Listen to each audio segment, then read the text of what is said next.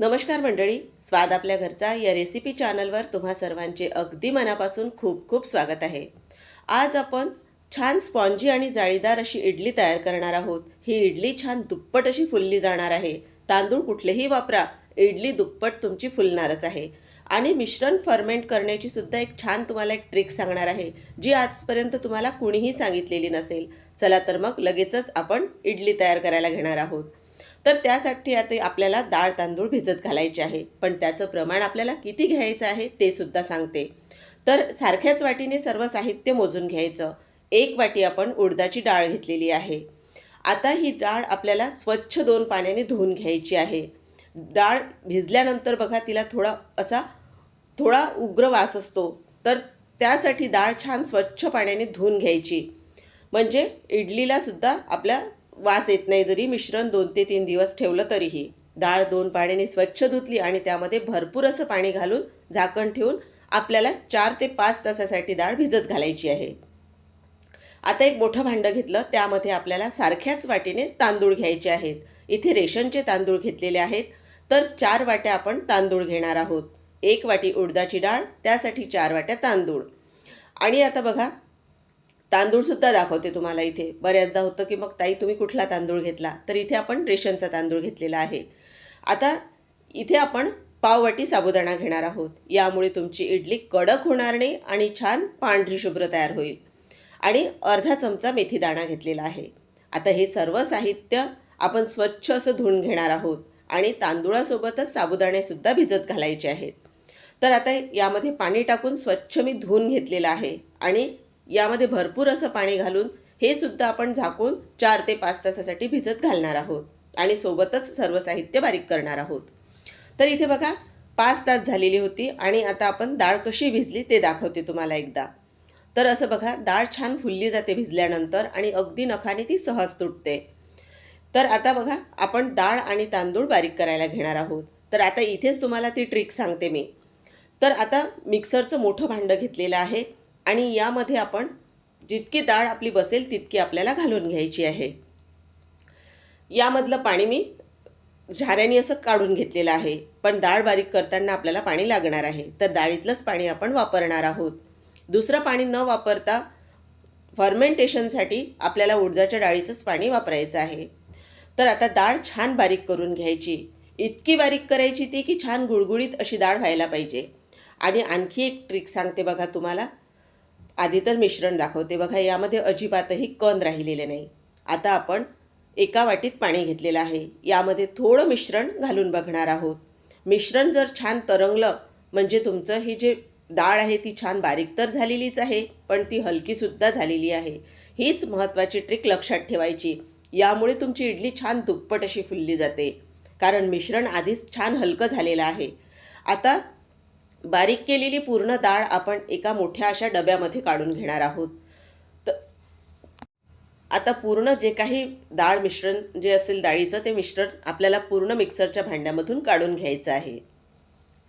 आपली संपूर्ण जी डाळ होती ती एकाच बॅचमध्ये बारीक करून झालेली आहे।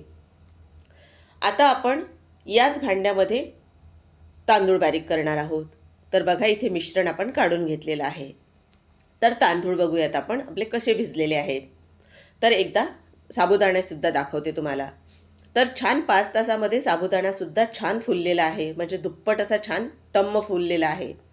म्हणजे आता साबुदाणाही हलका झालेला आहे, तांदूळही भिजलेले आहेत आणि मेथीदाणाही। आता आपल्याला हे तांदूळ 2 ते 3 बॅचमध्ये बारीक करायचे आहेत।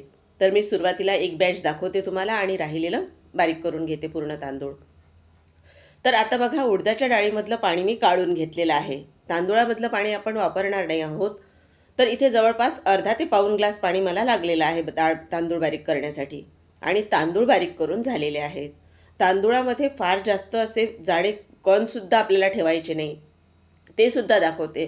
अगदी रवा कसा असतो त्या पद्धतीने आपल्याला याचं टेक्स्चर ठेवायचं आहे। जास्त जाड जर आपण तांदूळ ठेवलेत त्यानेही इडली कडक होते आणि थंड झाल्यानंतर ती इडली कोरडी होते।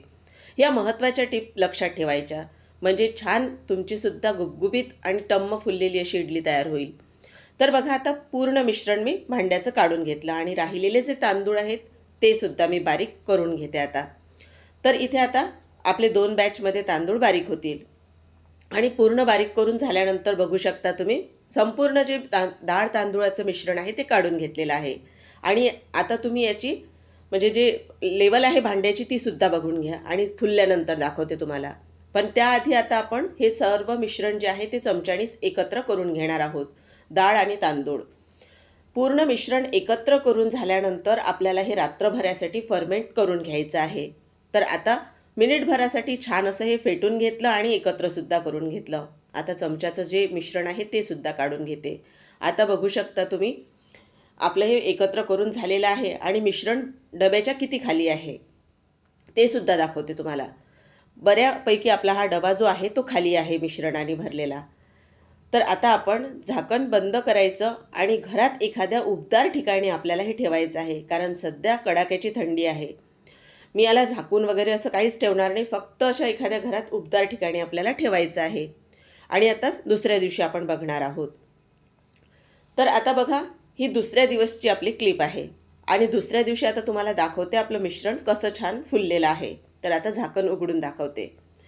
तर बघा, आधी आपलं मिश्रण किती खाली होतं आणि आपलं मिश्रण आता किती छान फुललेलं आहे. तर आपण जी ट्रिक इथे वापरलेली आहे डाळ बारीक करताना, छान ती हलकी होईपर्यंत आपल्याला बारीक करायची आहे. त्यानेच आपलं मिश्रण छान दुप्पट असं फुलल्या जातं. तुम्हाला इथे इनो, सोडा कसलीही इडली करताना गरज पडणार नाही. आणि यावरची जाळीसुद्धा तुम्हाला दाखवते, म्हणजे आतमधून आपलं जे मिश्रण आहे इडलीचं ते किती छान जाळीदार तयार झालेलं आहे. बघा किती फुललेलं आहे आणि हलकंसुद्धा झालेलं आहे. आपण इथे जे साबुदाणा वापरलेला होता त्यामुळे मिश्रण पांढरं शुभ्र असं दिसत आहे. आता आपल्याला परत एकदा छान हे एकत्र असं करून घ्यायचं आहे. आपल्याला डाळ तांदूळ बारीक करत असताना फार जास्त पाण्याचा वापर करायचा नाही. जास्त जर मिश्रण पातळ झालं तर मिश्रण फुललं जात नाही आणि मिश्रण फुललं नाही तर मग इडलीही छान फुलली जात नाही. त्यासाठी आपल्याला हे मिश्रण जास्त पातळ करायचं नाही. आता आपण एका छोट्या पातेल्यामध्ये किंवा एका भांड्यामध्ये आपण यामधलं जेवढं आपल्याला मिश्रण लागणार आहे तेवढं काढून घेणार आहोत. आणि उरलेलं जे मिश्रण आहे ते मिश्रण आपल्याला झाकून फ्रीजमध्ये ठेवायचं आहे, कारण यामध्ये आंबवण्याची क्रिया सुरूच आहे. आणि यामध्ये मीठ अजिबात घालायचं नाही. मीठ घातल्यामुळे आंबवण्याची जी क्रिया आहे ती आणखी फास्ट होते आणि मग मिश्रणही आपलं आंबट होतं. त्यासाठी यामध्ये मीठ अजिबातही घालायचं नाही. मला जेवढं लागणार आहे तेवढं मिश्रण मी एका भांड्यामध्ये काढून घेतलेलं आहे. आणि हे जे उरलेलं मिश्रण आहे आता याचं झाकण बंद करून घ्यायचं आणि आपल्याला हे फ्रीजमध्ये ठेवायचं आहे.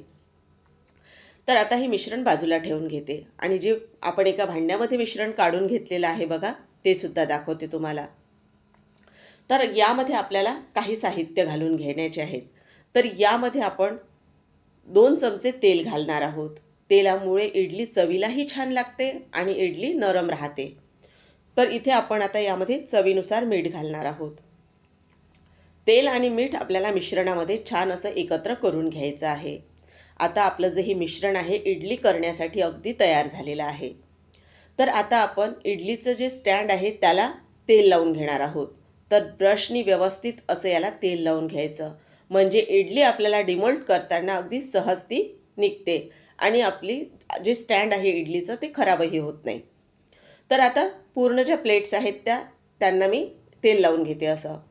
आणि आपल्याला इडली स्टँडमध्ये मिश्रण टाकण्याच्या आधी इडलीचं जे कुकर आहे त्यामध्ये पाणी गरम करायला ठेवायचं आहे आणि ते पाणी छान उकळतं असलं पाहिजे, तेव्हाच आपल्याला इडलीचं स्टँड यामध्ये ठेवायचं आहे. ही सुद्धा महत्त्वाची टिप लक्षात ठेवायची, कारण आपण लगेचच जेव्हा यामध्ये इडलीचं स्टँड ठेवतो त्यामुळे पाणी जर गरम असेल तर वाफवण्याची क्रिया लगेचच सुरू होते आणि मिश्रण फुललं जातं. आता बघा, आपल्याला इडली स्टँडमध्ये मिश्रण घालून घ्यायचं आहे. फार जास्तही आपण यामध्ये मिश्रण भरत नाही आहोत. तर इथे तुम्ही बघू शकता व्यवस्थित असं मिश्रण यामध्ये घालून घ्यायचं. आजूबाजूला मिश्रण जर आपलं कुठे थेंब पडलेले असतील तर ते पुसून घ्यायचे, म्हणजे स्टँड खराबही होत नाही आणि इडली व्यवस्थित निघते. बघा माझ्या ज्याने जसं झालेलं आहे, पण ते व्यवस्थित पुसून घ्यायचं. तर आता दुसऱ्याही आपण जे स्टँड आहेत तेच याच पद्धतीने तयार करून घेणार आहोत. मिश्रण फार जास्त जर तुम्ही पातळ केलं तर स्टँडमध्ये आपण मिश्रण जेव्हा घालतो तेव्हा खालून त्याला थोडे होल असतात, तर त्यातून मिश्रण असं खाली पडतं. त्यासाठी ते जास्त पातळ करायचं नाही. आता बघा सर्व स्टँड तयार करून घेतलेले आहेत. आता इडली आपल्याला स्टँड कुकरमध्ये कसं ठेवायचं ते सुद्धा सांगते. बघा, पहिलं स्टँड मी ठेवलेलं आहे, पण जिथे होल आहे तिथे दुसऱ्या स्टँडवरची इडली आपली आली पाहिजे. म्हणजे खालून दुसऱ्या इडलीवर पाणी पडत नाही वरच्या इडलीचं आणि इडली ओलसर होत नाही. त्यामुळे तुमच्या इडल्या छान कोरड्या अशा निघतात.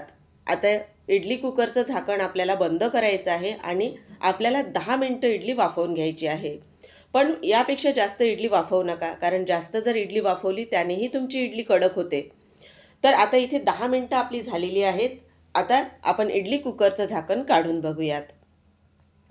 तर इथे आता आपण दाखवते तुम्हाला आपली इडली जी आहे ती कशी फुललेली आहे. तर इथे तुम्ही बघू शकता इडली छान आपली दुप्पट अशी फुलल्या गेलेली आहे. इथे वरूनच तुमच्या लक्षात येत असेल. तर आता स्टँड काढून घेतलं आणि आपल्याला इडली आता डिमोल्ड करायची आहे. तर चमचा हलकासा ओला करून घ्यायचा, पाण्यामध्ये बुडवून घेतला आणि लगेचच इडली काढली की बघा पटकन इडली निघते आणि किती हलकी इडली तयार झालेली आहे. आणि स्टँडही बघा किती क्लीन आहे, अजिबातही त्याला इडलीचं मिश्रण चिकटलेलं नाही. हातानेही दाबून दाखवते तुम्हाला, बघा किती छान स्पॉन्जी आणि आतूनही जाळीदार अशी इडली तयार झालेली आहे. परत दुसरीसुद्धा काढून दाखवते, तीसुद्धा अगदी सहज निघालेली आहे. तर अशाच राहिलेल्या इडल्या आपल्याला काढून घ्यायच्या. आणि बघा, बघता बघता सर्व इडल्या आपल्या काढून झालेल्या आहेत. आणि बघा, एकापेक्षा एक छान अशा इडल्या तयार करून झालेल्या आहेत आपल्या. छान टम्म अशा इडल्या फुललेल्या आहेत. आणि कडक इडली तुमची असेल तर खाताना बघा कशामध्ये घासही अडकले जातात. तर बघा, हातानेही दाबून दाखवते, इडली पूर्ववत तिचा आकार घेत आहे. तर मंडळी, आता तोडूनही दाखवते. तुम्हाला भरपूर अशा टिप्स सांगितलेल्या आजची ही इडलीची रेसिपी तुम्ही नक्की एकदा ट्राय करून बघा. तुम्ही परत याच पद्धतीने इडली तयार कराल. आणि तुम्हाला आजची ही इडलीची रेसिपी कशी वाटली ते सुद्धा कमेंट करून सांगायला विसरू नका. रेसिपी थोडी जरी आवडली असेल तर एक लाईक करून चॅनललाही सबस्क्राईब करायला विसरू नका. पुन्हा अशाच छानशा उपयुक्त रेसिपीसोबत आपण पुन्हा भेटूया. तोपर्यंत मस्त खा आणि स्वस्त रहा. धन्यवाद.